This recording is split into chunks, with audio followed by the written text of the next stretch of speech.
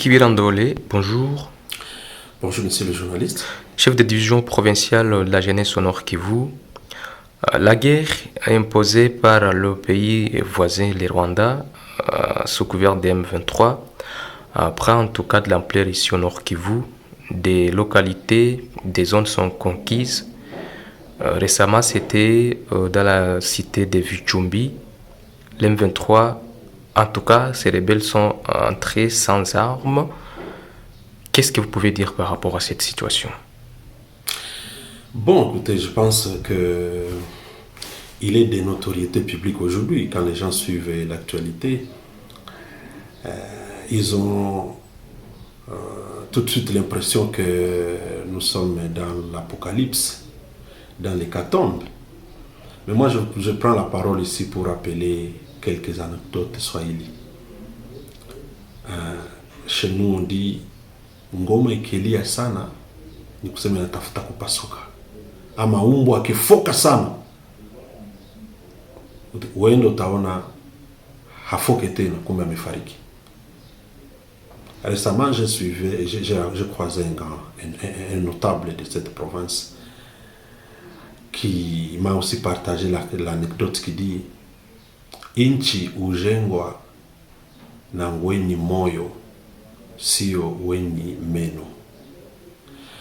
Les personnes sensées et averties, ils comprennent quelque chose dans tout ce que je viens de dire. Ça veut dire quoi concrètement? Les aventures de ces mouvements que vous venez de citer, je reste convaincu, sont à leur fin. Parce que le périple diplomatique et politique que fait le président de la République, chef de l'État, garant du bon fonctionnement des institutions de ces pays, sont petit à petit en train de donner leurs fruits. Vous savez que l'Union africaine, par exemple, venait de prendre une décision courageuse, seule d'envoyer des contingents de la SADC, afin d'apporter l'appui nécessaire pour mettre fin à la résurgence des groupes armés et des mouvements terroristes, y compris les M23.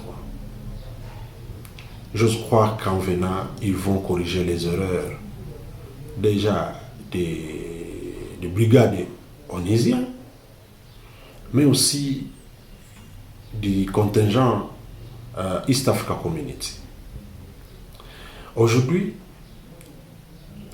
nous déplorons le fait que ces mouvements entrent dans des zones où la population avait déjà marqué sa position farouche contre eux,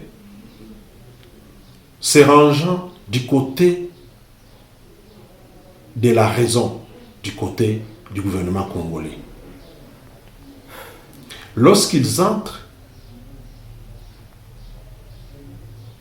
eh bien, la population est victime des représailles. C'est comme ça que vous savez qu'on est en train d'exécuter des populations civiles, et vous savez que dans les Bouito, on a exécuté un pasteur, un serviteur de Dieu, il y a de cela quelques jours. Et pareilles situations sont comptées en des dizaines. Nous ne sommes informés que des cas de personnalités qui ont une certaine notoriété. Mais des civils meurent, des jeunes meurent, sans oublier qu'on est en train aussi de recruter des forces, les adolescents et jeunes, dans les rangs de ce mouvement. Et ils entrent contre leur gré. Ceci est un crime de guerre, et un crime contre l'humanité que je n'en dirai jamais assez. Je dénoncerai toujours, haut et fort.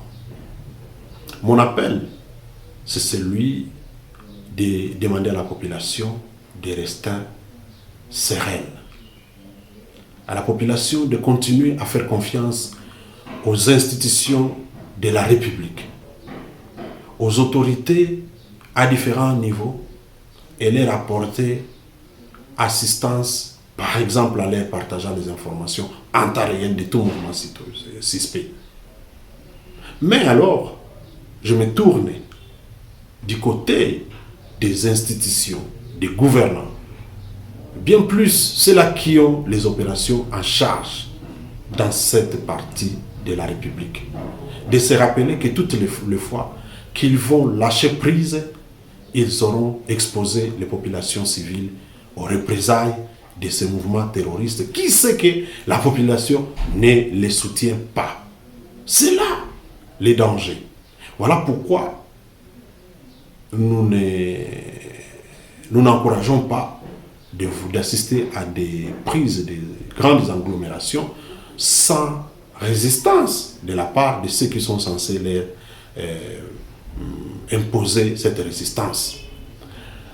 C'est donc pour moi une façon de rappeler et lancer un cri de cœur au gouvernement, de donner à la population qui la porte et soutient ce sentiment d'être gouverné, ce sentiment d'être protégé, ce sentiment d'être défendu, ce sentiment d'être la priorité des priorités pour les institutions de ces pays, en ne ménageant aucun effort pour que la situation sécuritaire soit rétablie, que l'autorité de l'État soit restaurée sur toute l'étendue du territoire de la province et du pays, mais bien plus, s'assurer que ces populations qui croupissent dans des sites de déplacés rentrent dans leur milieu naturel, vaquent paisiblement à leurs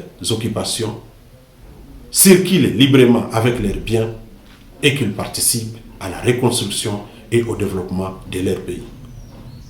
Guy Kibira, merci. C'est moi qui vous remercie.